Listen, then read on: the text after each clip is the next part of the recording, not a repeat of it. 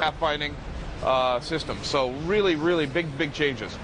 Okay, so we remember the first Supreme Commander. There's a really big, long, satisfying campaign for people to sink their teeth into. Tell us about the single-player campaign in Supreme Commander 2. Does the game take place kind of around the same events as the previous game?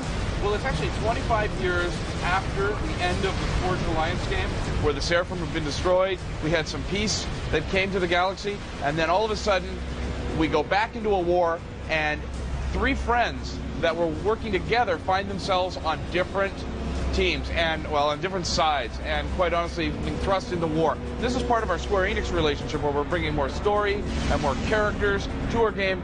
Think Saving Private Ryan. Think about the stories about the soldiers and what's going on in their personal lives, a little more than what we've typically seen with that 30,000-foot view. I think a lot of us were kind of surprised to hear about that, actually, Chris. Going into E3, I think a lot of people were probably bugging you about this. A lot of fans were wondering, Supreme Commander published by Square Enix. So what's going on there, and what does the relationship bring? Well, their strategy to move into the Western markets more is we're a big part of that, and we want to sequel our game and basically build the game that we want to build, but we take all of their wonderful influences and their experiences and melt them together. So it's a really terrific partnership, really. You feel that working with Square Enix is going to help you guys expand the story of Supreme Commander 2, is that right? Well, yeah, we're very open to the feedback that we get, and we work with them really collaboratively. I mean, they're a firm believer in the art and the creative vision of game making, and it's just a real breath of fresh air to work with a company that allows us to do what we do best, but also we're very open, and so we like feedback, and we like ideas, and we like to learn from them. Okay. Great, so Chris, we have the game running now. It's on the screen there. Can you kind of walk us through what's going on here? Yeah, well, Steve's been running through our demo here for E3, and we saw the major experimental, the unit cannon firing units in, and now Steve's got a group of UEF coming in to attack the Cybran base, and he's working them over. We see the United Earth Federation's ACU walking up the middle. The ACU has tremendous upgrades now. Jump jets, torpedo upgrades. You have a core dump, which you can dump your core so you don't go nuclear. You've got a head that pops off like an escape pod so you can get back to base, and many more features that you can upgrade on the tech tree. Of course, in the original Supreme Commander, the game was named for an actual Supreme Commander unit who appeared in the game world. What's the role of the Supreme Commander unit in the sequel? Well, we've taken the Supreme Commander even further. We have three of them, obviously, one for each faction. The Supreme Commander, though, is actually the player.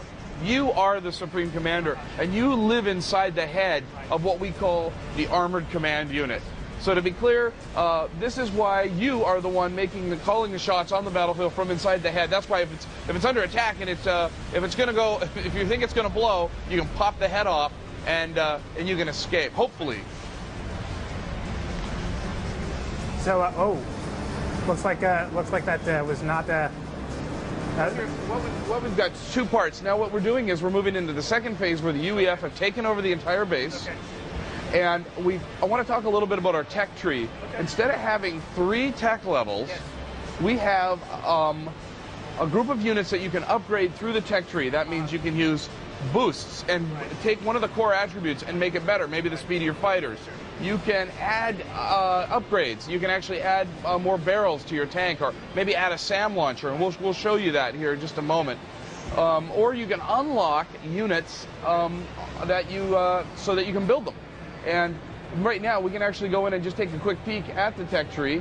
And here's, Steve's brought it up. You have land, air, you have naval, structures can have upgrades, and your commander can have upgrades too. So all of these things, and there's your boosts, there's your upgrades, and then of course on the air tab we can see the AC-1000.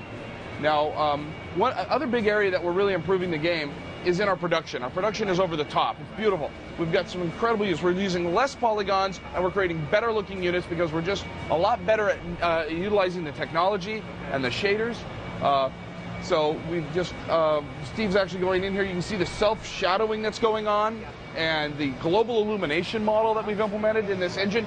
Brand new engine, if I didn't mention that before, that that allows us to make the game more performant, makes the game run on more hardware than ever, decreases the amount of busts that we're using, and just gets the game running at a much higher frame rate. Steve's running it on a wonderful Alienware laptop right now, and we're getting excellent frame rates.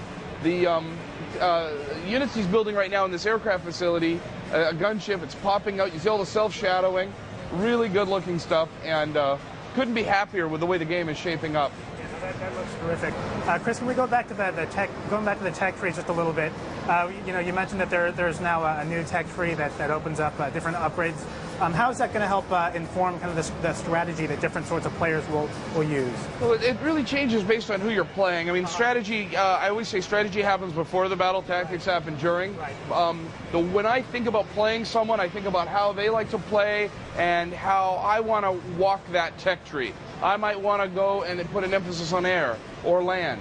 And here you have Steve upgrading the tank with multiple barrels, with SAM launcher, because he might be going against an opponent who has a weak base defense but has a strong air force.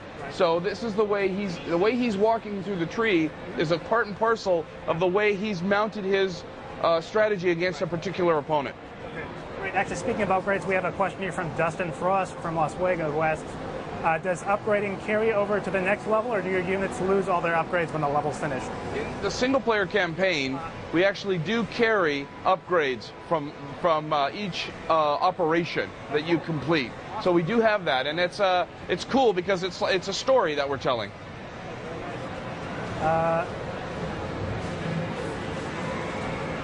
Whoa, lots of questions coming in.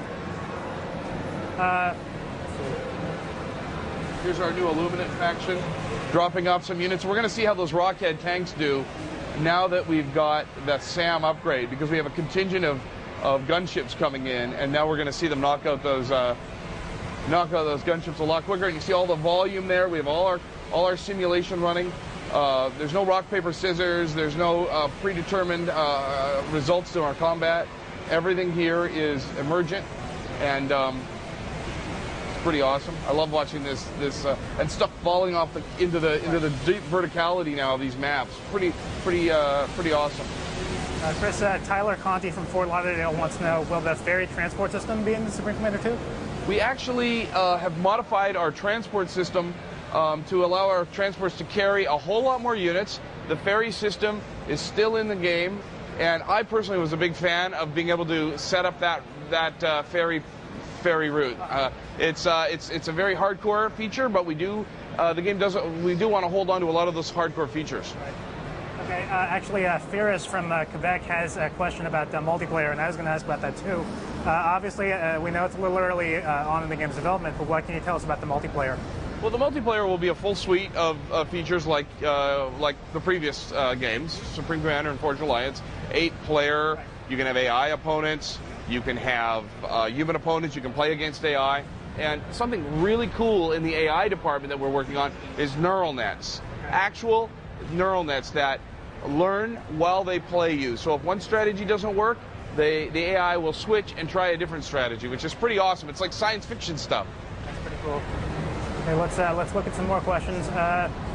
Jay Witter from Peace River asks, will the mass and energy economy system still be present in SUBCOM 2? Yeah, we still have mass, we still have energy. What we've done is we've improved the system so that players won't have to manage their economy with that there was a difficulty where you could stall your economy. You get yourself in a tough spot. If it happened early on, the game was lost. And so now we've got it so that you cannot stall your economy. If you have the mass and energy to make the purchase, you will get the unit, and that we feel will help a lot of players through that early game. So the economy, the resource model has been kind of streamlined a bit to help players along their way. Yeah, we think of it as streamlining. Quite honestly, it's a whole lot more like a lot of the other RTS games that people play, whether it be StarCraft or Age of Empires. It's really quite in line with what people are playing in other games, but we still have the mass and energy. We still have a lot of the things that make that cool. You can buy your research points with mass and energy. We're really happy with the way it's shaping up, and people who sit down and play RTS games for the first time will be able to jump in and be able to get up to speed a lot faster. Butch Jameson from Finland asks, will the potato... Actually, you know what? I'm being told that we're kind of running out of time. Okay. Chris, thanks so much.